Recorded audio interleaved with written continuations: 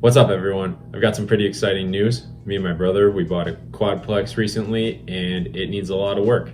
However, with needing a lot of work usually comes at a really good price. So stay tuned and find out how much I got this for. So I'm going to be doing this a little bit differently. I filmed a walkthrough of this house, but I didn't do any commentary on it as I was walking through. So I'm going to react to the original video that I took and kind of give you a quick synopsis on this house.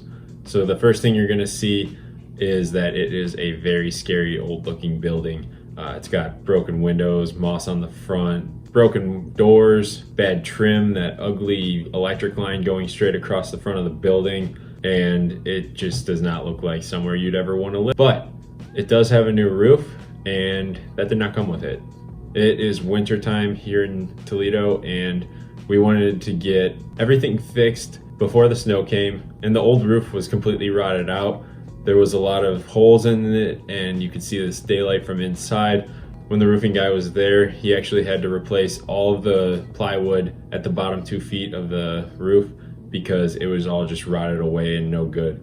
So after he replaced that, we got a brand new roof and new vents, and it is ready for winter now.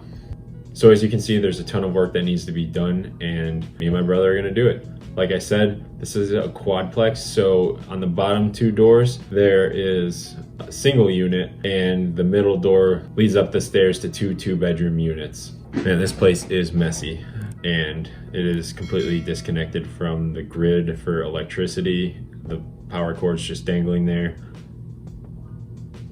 and it is just in disrepair. It does not look good at all, but that roof looks real nice.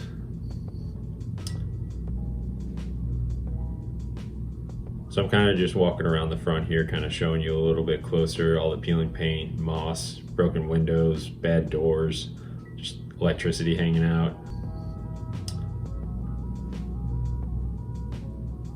And walking around the side to show you that it's a lot more of the same stuff. It's a lot of peeling paint, graffiti. We've got this huge antenna that obviously is no longer useful.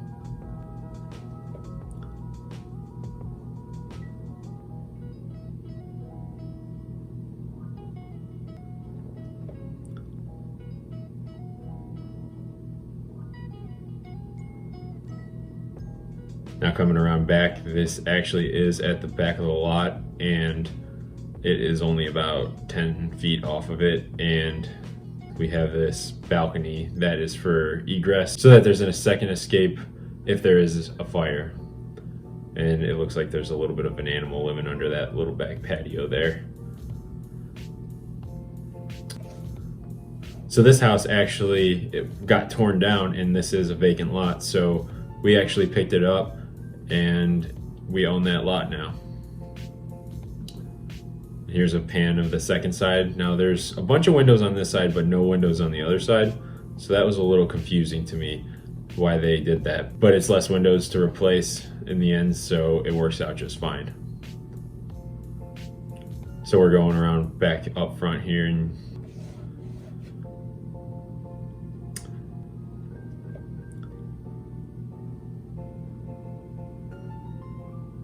now, as soon as you walk in that middle door, off to the right, there's the mechanical room. You can see where the water meter was hooked up and where the gas meter was originally. And as you walk further down, you get to see one of the hot water tanks still there, and it is plumbed for 4. However, none of that's staying. It's all going to be brand new. And then the whole house, all 4 units were run off of 2 furnaces, which we're definitely going to change, and that is not going to stay.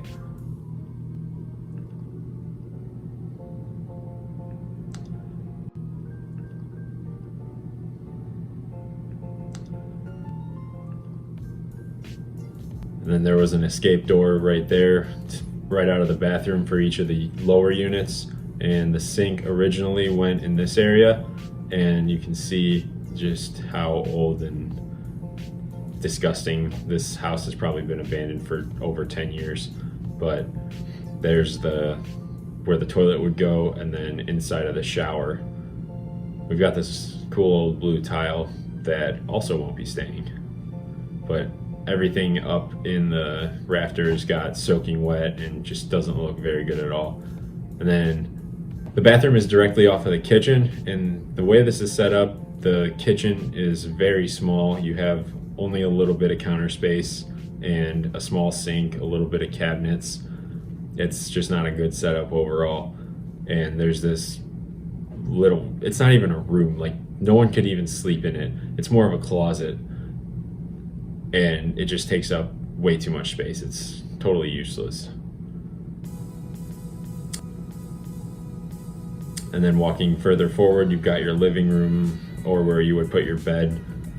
A lot of these studios, you don't get to do a whole lot of separation, but I think we have some ideas to make it a sleeping area and a living area, just so that it feels like an actual apartment.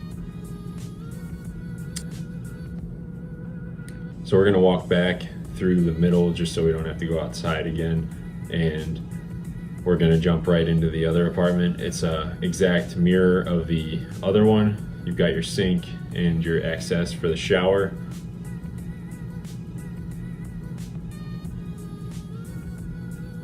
And then you go around the corner is your toilet and your actual shower itself.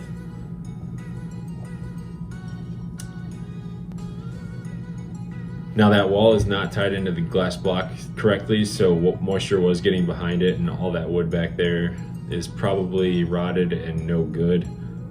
So we're just gonna tear everything out and start from the beginning.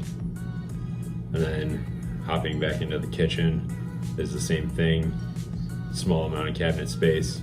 Now in this one, there is a little bit larger room. You could probably fit a bed in, but that's it.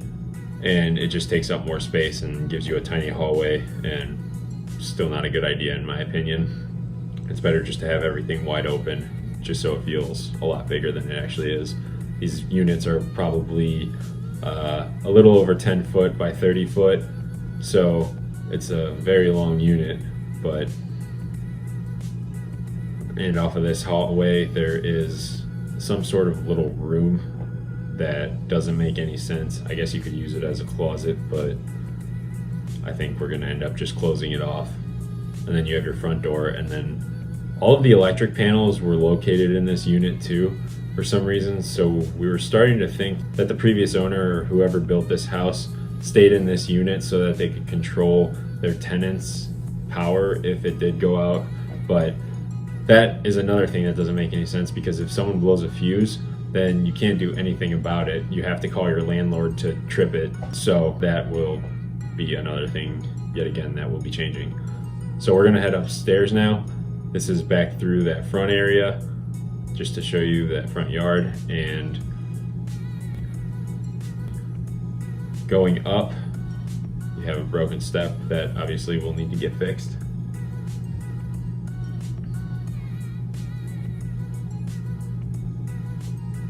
And then it tees off, and you have a door on the left and the right. And going through the door on the right, you can see that there was some sort of fire in this area. You can see where the stove was, and we're assuming that it was a grease fire. Then you can kind of see how the cabinets were laid out here before. You have the sink off to the left with some uppers, and then it goes into the bathroom, and then there's a bedroom off to the right. This bathroom is the same style as all the other ones. It's got the blue tile, blue walls, peeling paint, and in this bathroom there was actually a hole in the ceiling where rain was coming in. So that's why we really wanted to get the new roof put on, because we were trying to preserve the wood inside, like the floor joists and all that, just so that we didn't have to do any big replacements. And then here's the bedroom. It's a pretty regular sized room. All these windows are old metal frame, single pane. They're really bad. They're super inefficient, so we're going to be replacing those also. There's 17 windows in this house that we need to replace. And then on the other side of the kitchen, you've got your living room. It's a giant picture window up front, which is super nice to let all the light in. It's a pretty regular size room, about 10 by 10. Pretty good size for an apartment, if you ask me. And then off of the corner of the living room, you've got a staircase leading up to the second bedroom. And this second bedroom is a very strange layout. It follows all the peaks of the roof, which makes sense because you're trying to maximize your space, but it just makes for a really strange layout, all in all.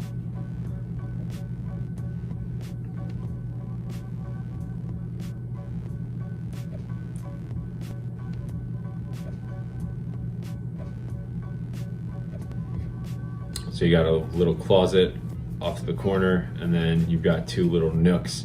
I'm guessing someone's gonna put a desk somewhere in there, and then their bed in the main area.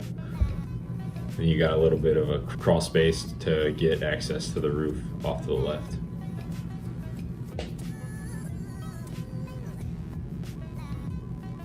So we're gonna head back downstairs and into the other unit.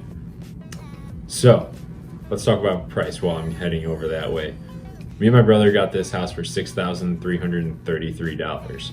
Now that is a very strange price to get a house for, but the house was listed for $8,333. We lowballed them at $4,333, and they countered us back at $6,333, and we accepted. Now that's next to no money for something like this. The rent that we'll probably bring in is around $2,000 to $2,500 a month. So after the renovation, we should have our money back in a year or two. The reason we got this house so cheap is because it came from the land bank, and the land bank is something that is located in Toledo, where they are focused on trying to refurbish the city. And by doing this, they offer these distressed homes for next to nothing, but you have to sign a contract saying you're going to finish the house in a certain amount of time, and if you don't, they can take it back. But they've been very amazing to work with, and I really like the fact that they're trying to revitalize Toledo, because there's a lot of rundown houses that need fixed. And trust me, I know I've been through a ton of them as a realtor here. It's sad seeing some of these houses get so beat up. So we're really trying to focus on helping the city get better and really rebuilding the city and bring new life to it, because these houses are amazing looking. Like this one in particular looks kind of like a jail because it's a brick building. However, it's got like the best bones you could possibly get. So I think we got an amazing deal on this house, and the fact that we get to help Toledo look nicer and not have these rundown houses all over, and just make a small little impact and possibly help someone who's looking to rent the house and give them a safe place to live. So let's dive back into what the land bank is. I mentioned that you needed to sign a contract and that they could take it back if you haven't been doing any of the work. Now, you also need to show proof of funds in cash for the price of all of the renovations. So you can't be doing any of this on credit cards or anything of that nature. You really need to have the cash ready, and you need to show them you know what you're doing when you buy these houses, because they're going to want to see what a contractor would charge. You do need to have permits pulled for everything that is necessary, and you need to follow all the rules. And then once you're completely finished with the renovation, the bank will come in and check it out and give you a certificate of occupancy and let you begin renting it out. Now, they don't always allow investors to buy these houses as rentals, because they want to see someone who's going to be moving into these houses and like living in Toledo. So what they do, they're listed as owner occupied or investor who's going to flip it to someone who will live in it.